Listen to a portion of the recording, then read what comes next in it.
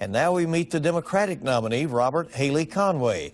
He says family farms are disappearing, that Kentucky can do better when it comes to agriculture. Where does he stand on legalization of marijuana? What potential does he see for hemp going forward? Conway has served on the Scott County School Board. He has also been a longtime farmer, and we welcome candidate Conway. Thank you for coming. We appreciate it very much. Well, Bill, thank you very much for having me. You know the incumbent commissioner personally. In fact, you were neighbors. Apparently you saw him grow up. Why do you think you'd do a better job as Kentucky's ag commissioner? Well, a couple of things. The Department of Agriculture is one of the largest entities within state government. And I personally, through my business career, I've controlled over 2,000 employees and ran a $75 million budget. So I think I have the business acumen to take care of it. But I'm also a farmer, and I'm the only one in this race that literally farms, that truly is a farmer. My family has been in Kentucky since 1775. We have actually been farming in Kentucky since 1782. I'm an 8th generation farmer. I have 4 sons. My youngest son is farming with Dad, and he's the 9th generation, and there's no more than that. You have made the case on the campaign trail that we have a problem with the disappearance of family farms, but hasn't the face of farming really changed nationwide, and the trends are toward larger operations? Well, yes and no. You have to understand that in Kentucky, the average size of farms is around 143 acres, which is small compared to if you move out west, you're looking at 500 plus. The Kentucky landscape is such that go to the western part of the state, you're looking at flatter land. Go to the eastern part of the state, you're looking at the mountains, obviously. But family farms are indigenous to an area that, you know, the values earned, the lessons learned on a farm are second to none. We really have had a tremendous experience in Kentucky with family farms. Since the abolition of the tobacco program in 2004, really we've had nothing here to help sustain farming. And we were literally losing 3 farms a day in the state of Kentucky. And it's not all because of urban encroachment. A lot of it has to do with just not being able to make it on the farm. There were 87,500 farms back in 2008. Right now there's 75,000 farms. And Bill, out of the 75,000 farms, 57%, 37,000 of those right now have less, actually make less than $10,000 a year revenue, not profit. Well, what can the state do about that?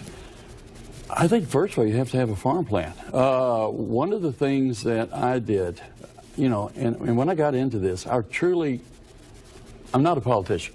You know, my personal career in politics is 12 years as a member and chairman of the Scott County Board of Education. I'm currently on the Scott County Soil and Water Conservation Boards, and if you know anything about those aren't things you do to endear you to the community. You're not there for the power of the money. You're there to help. You know, it's a community-based job.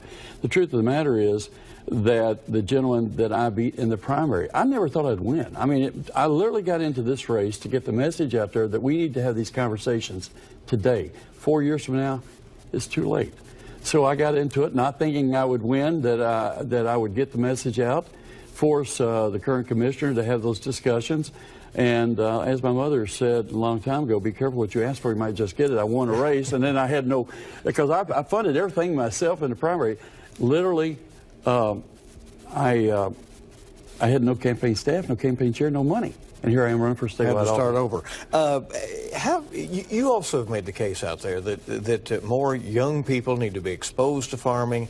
Others need to be convinced that they might potentially have a career in farming. How do you convince more people to take a look? Well, you know, agriculture right now, young people, you know, people say that young people don't want to work. I disagree. I think this generation of young people is not like many. They work hard. They just have been able, they're a show-me generation. They will do it if there is a return in their investment base and if they get paid for their work. And we have to change that. There has to be a paradigm shift in agriculture. We have to continue to push the narrative that farming has been basically a corporate structure going back to the end of the Nixon years. We need to diversify.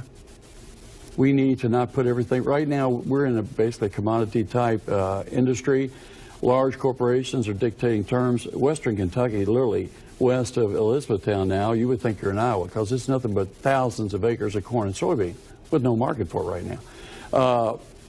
there are so many things that we can do. We literally, where I was going to go with this real quick was the gentleman that I beat in the primary has actually become a very good friend of mine, and we have gotten together along with a bunch of farmers in the southern part of the state, and we've literally come up with a farm plan on how to address this. And it's a multifaceted. This thing's pretty detailed on what we think we could do to help farming in Kentucky.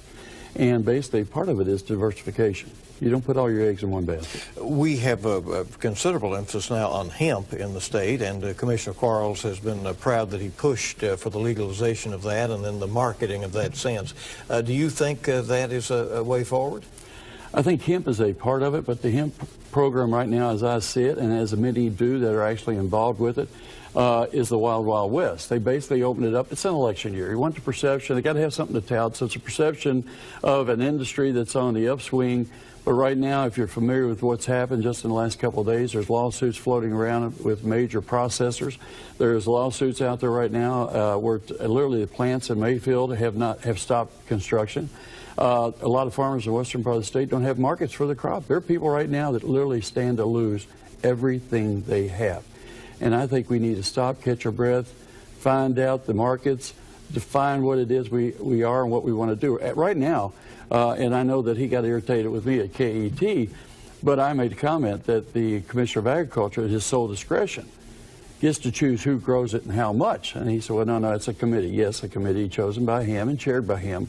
And they decide who gets to grow it, how much they're getting to grow. And right now, only 1,000 of the 75,000 farms are actually growing hemp in Kentucky. That's not a resurgent program. Right now, there's so much unknown uncertainties in it that I'm truly afraid that a lot of people are going to lose everything they have. Where do you stand on marijuana legalization? Do you favor, we hear you favor medical marijuana, do you favor recreational marijuana legalization?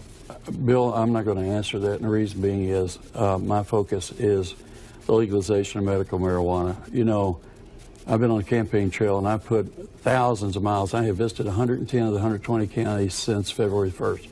The truth of the matter is that as of today, I have not had one individual come up to me and say, Mr. Conway, you're wrong on your position on medical marijuana. I personally think that anything you could do that would benefit your fellow man, because one thing I know is people in Kentucky love each other. Regardless of whether you have a D or an R attached to your name, the letter that means the most is a K. We're all Kentuckians. We're very unique people. We're great people. We are loving. We're kind. Why would you not want to do something to help your fellow man? Back in March, it was voted out of committee 17-1. There was excitement that it was finally going to be passed, and the Republican leadership in Frankfort refused to bring it to the floor for a vote. To me, it's a moral issue. It's not a political issue. I lost a mother, I lost 2 grandmothers, I lost a grandfather, 3 aunts, 2 uncles to cancer. Right now, they're telling me that it has such wonderful applications for, all kinds of different, whether it's the people that have opioid addiction, there's all kinds of benefits to it. Why not do it? Let me ask you this. You've expressed concerns again out there about animal shelters, which are regulated locally right now. Do you want the Department of Agriculture to assume more responsibility? Absolutely. The Kentucky Department of Agriculture is the overseer for the laws and regulations with regards to animal shelters. Just last week, word came out that Kentucky ranks dead last in animal welfare in the United States. And if you follow that on top of the fact that another report came out not too long ago said we ranked dead last on the enforcement and how we treat our children, then we have a major problem in this state. If you can't treat your children and you can't treat your pets, then we need to have some work to do as individuals. A few seconds left. Commissioner Quarles has run an expensive and comprehensive campaign for re-election. As you're well aware, you told us you kind of threw yours together after the primary. How do you win this race? To be very honest about it, he has spent over $500,000. 300,000 of it is just TV ads alone, which this station shows, a lot of them. To be very honest about it, Bill, I didn't run in this race for a political career. The Republican Party has used the Commissioner of Agriculture, going back to Richie Farmer, as a promotion to some of their young so you got Richie, you got Jamie Comer, and you got Ryan Quarles. I only desire to be Commissioner of Agriculture. I do not have a political career that I feel like I need to satisfy. I just want to help people in the state of Kentucky. I'm getting the word out like you wouldn't believe on social media. I have a groundswell. I have teachers help me, young people help me, and people are telling me that they have not seen a campaign like mine in 50 years, and probably will never again. So it's unique. It's individualism at its finest, but at the end of the day, I'm having a tremendous time. Well, we thank you for coming. Appreciate it. Thank you very much.